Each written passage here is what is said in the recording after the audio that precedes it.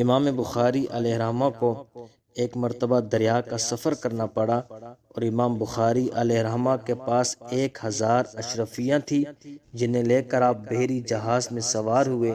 ایک شخص نے عقیدت مندی کا اظہار کیا اور اتنی نیاز مندی ظاہر کی کہ امام بخاری کو اس پر اعتماد ہو گیا۔ اپنے پورے حالات اس کو بتا دیے اور یہ بھی بتا دیا کہ میرے پاس 1000 اشرفیاں ہیں۔ ایک صبح جب وہ مکار شخص اٹھا تو اس نے رونا چلانا شروع کر دیا اور کہنے لگا کہ میری 1000 اشرفیوں کی تھیلی غائب ہے۔ اس کی حالت زار پر کشتی والوں کا رحم آ گیا۔ جہاز والوں کی تلاشی شروع کر دی تو امام بخاری علیہ رحمہ نے موقع پا کر وہ 1000 اشرفیوں کی تھیلی سمندر میں ڈال دی، لیکن جب کسی کے پاس بھی تھیلی نہ نکلی تو کشتی والوں نے اس مکار شخص کو بہت ملامت کیا۔